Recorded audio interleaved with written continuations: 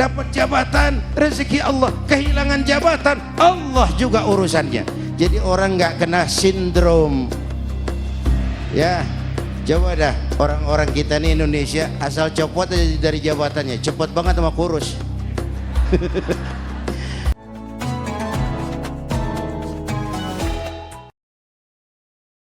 Bapak Ibu dan pemirsa TV One, kalau kita sudah menetapkan hati memilih seseorang untuk jadi pemimpin kita, artinya kita sudah memberikan amanah kepada orang itu. Urusan saya percayakan kepada kamu, tolong urusin.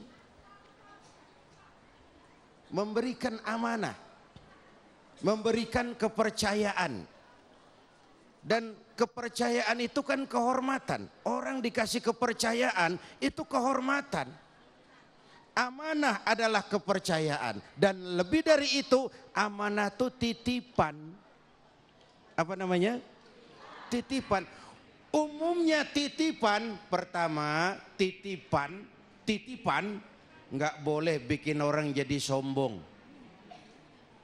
Titipan cuman dititipin doang kok sombong, nggak pantas ah. Dititipin sombong nggak pantas. Titipan nggak boleh bikin kita sombong, Bu. Mentang-mentang gelang kayak pelek beca, jalan angkat tangan terus, nggak boleh ah. Masa titipan bikin kita sombong? Titipan nggak boleh bikin sombong. Yang kedua, titipan harus dijaga baik-baik. Kalau tidak, yang nitip kan marah. Yang nitip marah. Allah titip harta sama kita, jadi orang kaya, supaya bantu yatim, bela yang lemah, bangun rumah sakit, bangun pesantren. Pelitnya 17 setan. Yang nitip marah. Allah titip Indonesia. Ini bicara Indonesia nih. Allah titip Indonesia, Bu. Masya Allah, Indonesia kita nih. Ayo kita bicara wawasan kebangsaan. Ini sebelum masuk pertanyaan tadi, saya ini bersyukur lahir di Indonesia. Saya bangga jadi anak Indonesia. Bukan karena saya ditatar untuk itu, bukan.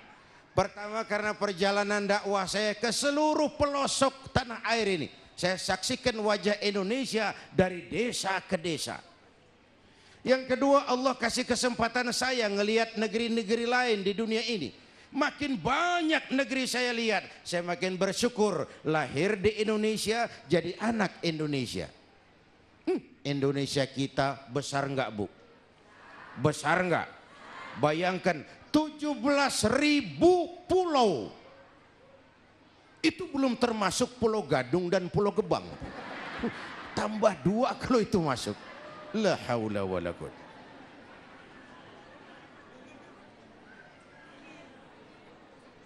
Buminya subur. Di atas perut bumi Indonesia segala tanaman hidup. Di bawah perut buminya ada gas, ada minyak, ada batu bara. Lautnya kaya. Pasir lautnya saja bisa dijual nimbun Singapura. Minyak lepas pantainya dahsyat. Itu Malaysia ngebet banget pengen menguasai Ambalat karena aja ada cadangan minyak lepas pantai. Illegal fishing, pencurian ikan dahsyat. Ikan kita luar biasa banyaknya, Bu. Bu, pernah teman saya anak Madura nangkap ikan di laut Malaysia. Ditangkap sama polisi Malaysia. Kamu nyolong ikan Malaysia ya? Dia bilang, enggak Pak, saya nangkap ikan Sumenep yang lari ke sini katanya. Saking banyaknya ikan gitu. Pakai merek kali itu ikan. Hutan kita jutaan hektar, bumi kita kaya, laut kita kaya, hutan kita kaya. Ini titipan Allah. kekayaan negeri ini dikuasai oleh negara. Itu udah betul. Tapi harus digunakan bagi sebesar-besar kemakmuran rakyat. Itu amanat pasal 33. Disalahgunain boleh jadi yang nitip.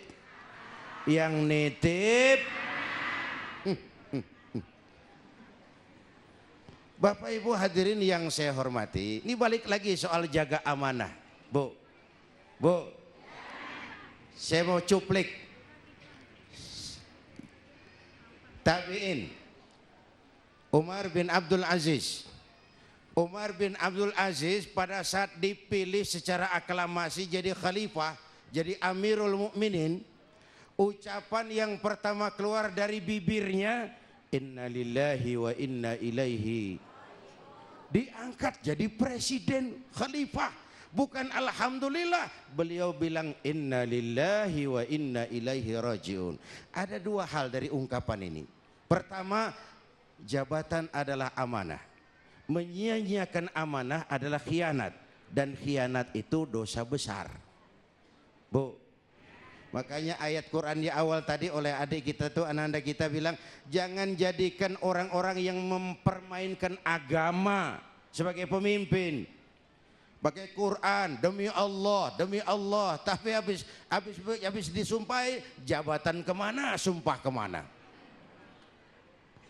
Bertakwa, apa monyong bertakwa. Takwa ngalor dia ngidul.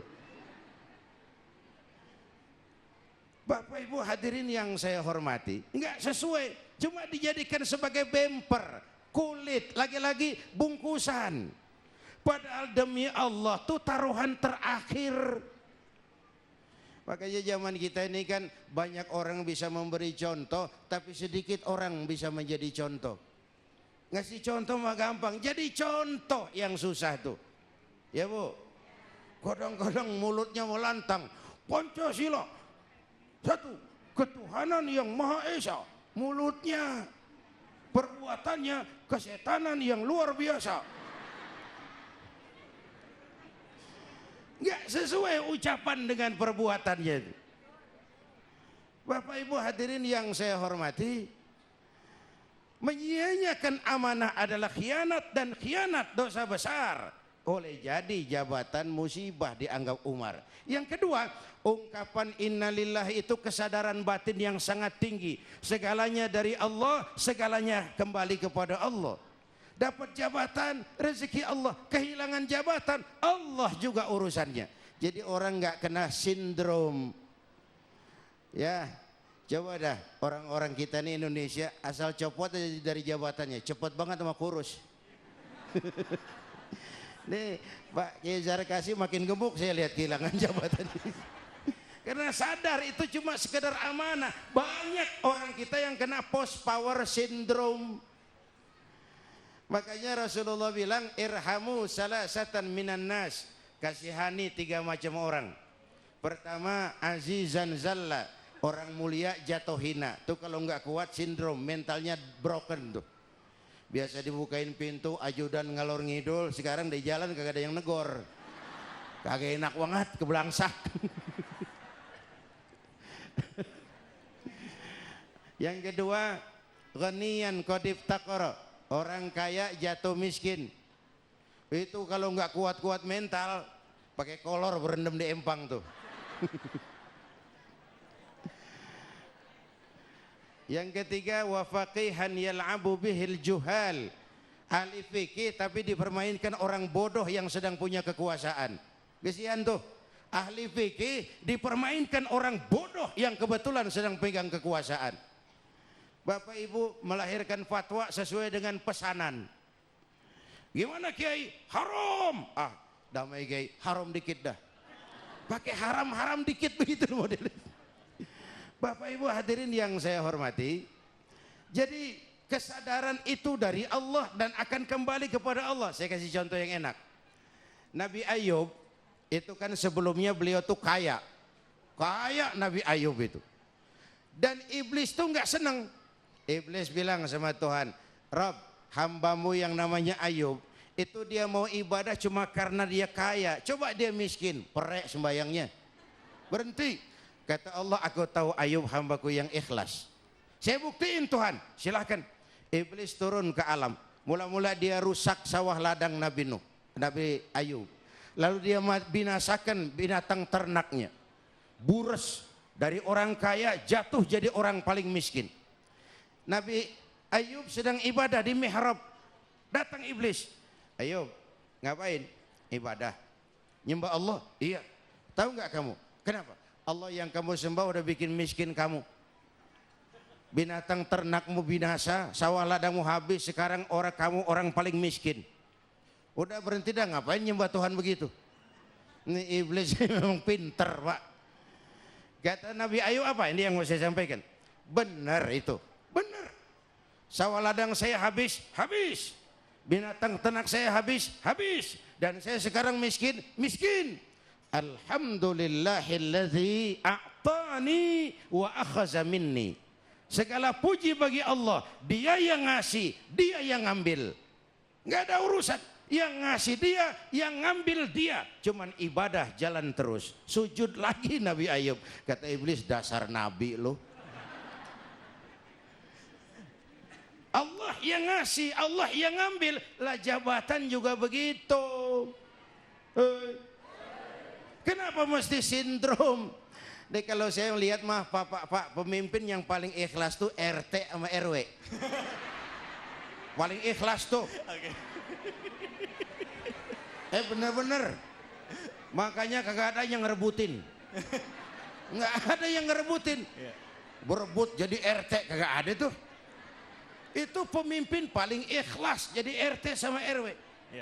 Nggak digaji, nggak dapat fasilitas, dan pasti tempat orang cerita susah. Nggak ada orang sih habis jual tanah laporan ke RT. Nggak ada. Asal habis kemalingan tuh, rumah gua bobol,